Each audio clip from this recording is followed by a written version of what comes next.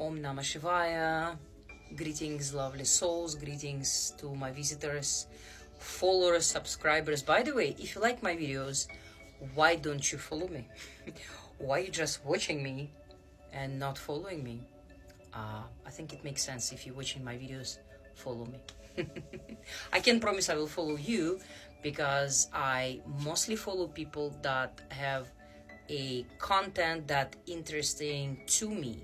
That doesn't mean that you're not interested person, but you know. Anyhow, behind me is Lord Ganesha. It's from the last temple I visited. They actually allowed the pictures, so I took pictures. Beautiful Lord Ganesha. He'll be behind me as my helper and protector. Anyhow, today we will dive into the one of the ancient yogi practice. It's called Kapalbhati. From Sanskrit, meaning Kapala, your skull or your head, and Bhati means shine. So basically we will be practicing shining our skull or shining our temple, because this is your basically like a motherboard. And you have to shine it and polish it to make sure we don't have unnecessary thoughts, we don't have unnecessary ideas that are preventing us from going forward in life, preventing us from focusing on what we actually need to focus. Okay, so Kapalbhati, before I'll show you the actual practice, I will give you kind of a warning. So if you just had a big meal, if you had a lot of food, you don't do it. You just watch me and then you wait until you digest your food. Second, if you are pregnant, you should not do this practice. So wait until the baby comes out and then you do it. Third, if you have a menstrual period, for example, for women, men, you can forget about that. So if you have all those, and also if you have any abdomen surgery that happened in recent time, you should wait until it's fully healed and then you practice. Because while we're doing Kapalbhati, we will activate all the muscles around your belly and inside. It's called stabilizer muscles. Those muscles that hold intact, keep your vital organs intact. So beside clearing our mind and our skull and our thoughts using this breath, we also clearing and cleaning and cleansing our lower dantian. This is from Qigong, right? So dantian means your lower extremities, lower part of the body. And this is one of the very important part from here to here. Not even here, but here is because over here, all the important stuff happening. Your hormones, your digestive system, your liver here that cleans your blood, so on and so forth. So we're not going to all that. It's not that important. But once your stabilizer muscles are nice and intact, they will lift up and hold your organs where they're supposed to be. During our lifespan, when you're 25, 30, 40, and so on, our organs intend to sag because of the gravity, of course, because sometimes of overweight, because of food, because of bad habits, because of body position. So when we practice this type of breathing, we help our organs to stay intact, nice and strong. We also create this nice a body silhouette, leaner stomach, and it's overall very good for your health.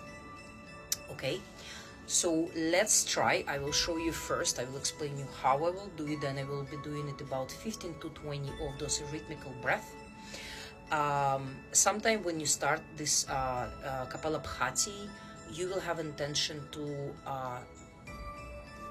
basically increase your breath as you like. After 5 or 10, you have this urge of like speeding up, speeding up, speeding up. So slow your pace down. Continue doing at a good pace, not at a fast pace.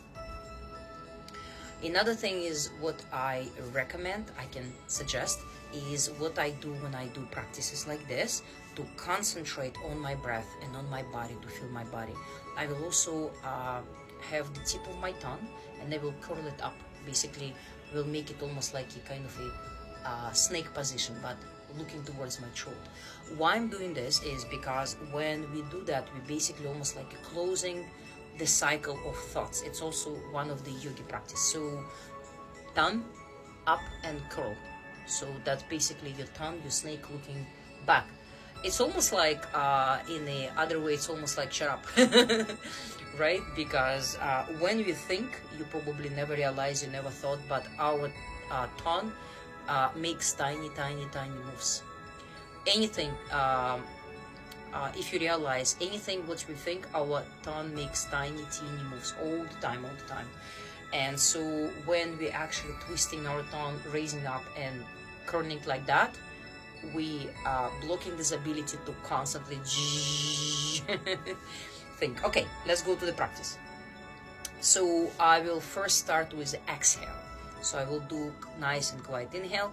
So when I do this massive exhale and press my belly with a sound, my body will have the urge to naturally inhale. So inhale nice and quiet, you almost don't hear it. Exhale nice and kind of loud. So my mouth is closed, my tongue raised up, pointing towards my throat. And I breathe in through the nose, okay, and breathe out through the nose, of course. But the sound will be almost like the air goes through the pipe. This is the type of breathing, okay? So let's begin 10 to 15, and then I will finish and explain at the end, okay? So let's do it. Hand position could be like this in relaxing position, or it could be in a Gyan Mudra. Gyan Mudra, it's also for focusing and concentrating on certain task, okay? So let's do it.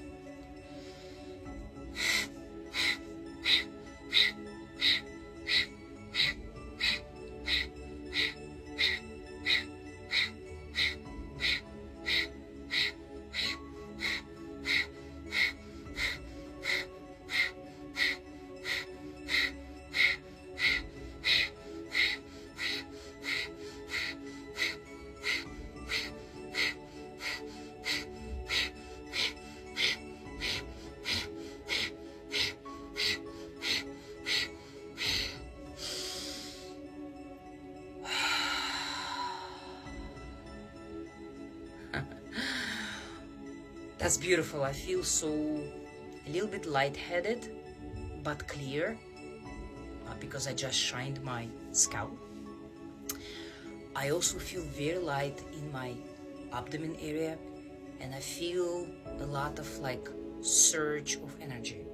So this is good if you're just about to go to work in the next, I don't know, 15-20 minutes before you work out, because you increase oxygen intake and you oxygenate your body. And it's good if you're gonna do any type of computer work where you have to concentrate. So by any means, it's a very good practice.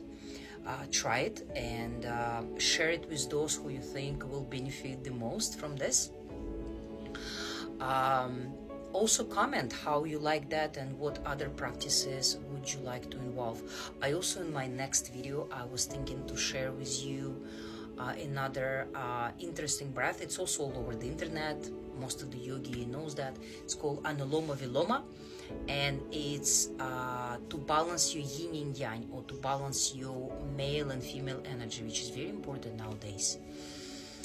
Okay, so thank you for watching me, and thank you for sharing my video, and of course thank you for following me up, because I see 4,000 views that people watched my video, but I only have 200 or so people that are subscribed to this page or follow me on this page, which make me a little sad. So if you don't want to make me sad and want to make me happy, and if you want to bring good karma into your life, follow me up. I'm joking, but maybe not. All right. Much love, blessings, practice yoga, do your mindfulness exercises, and it will, promise you, it will change your life for good. Okay? All right. Om Shanti Om. Peace to all.